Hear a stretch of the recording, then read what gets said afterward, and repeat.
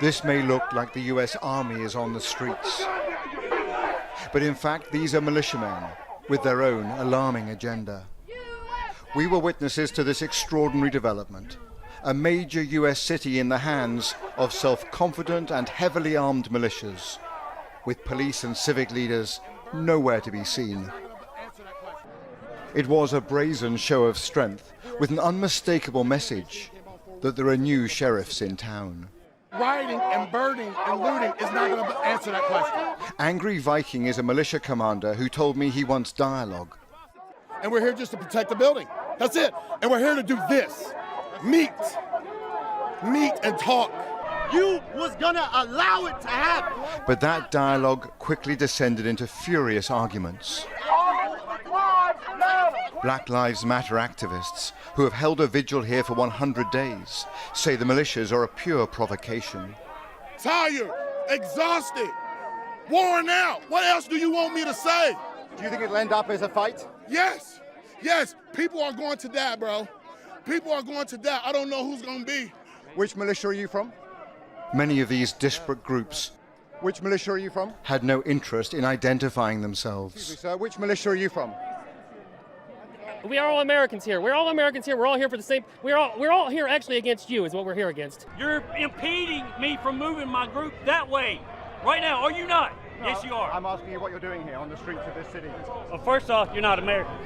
One of the most bizarre features here is this mosaic of different groups. We've got protesters, counter-protesters, we've got militias, we've got other armed groups who refuse to identify themselves. All of it is a recipe for confusion on the streets of Louisville and potentially for chaos. I'm not going to bring a knife to a gunfight, sir. And here's the danger. Americans are arming up. Nadia Ford, a grandmother, arrived here with multiple weapons to confront the white militia. We've tried peaceful for years upon years, and it has gotten us nowhere. They murder us for being peaceful. So only when we stand up do they maybe take us seriously. And that's what we're going to do. We're going to stand up against this hate in America. Eventually, some police did break cover, and this civil rights lawyer, heavily armed himself, said his aim was to run the militias out of town amid multiple threats to his life. They've said they're going to blow out the back of my brains and they'll find out where I live, et cetera, et So cetera. where is America that a lawyer has to walk the streets with body Thank armor, you. a pistol and a long arm? Thank you. Well, because I'm going to defend myself and I'm not going to be shot down in the streets. America's militias are emboldened at this volatile moment, emerging out of the shadows in a way I have never seen before. When I move you to the street, you will load your weapon.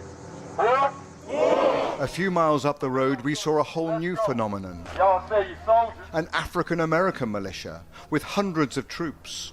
They have a black nationalist agenda. Hand on the shoulder of the person in front of you. It's as much a cult All right, take. as a military formation.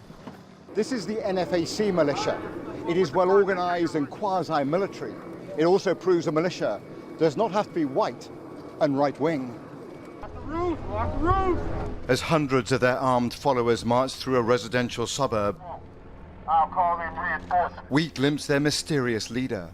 Known as Grandmaster Jay, he is a charismatic but enigmatic figure. Move!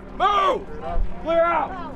Fearing assassination, his bodyguards surround him at every moment.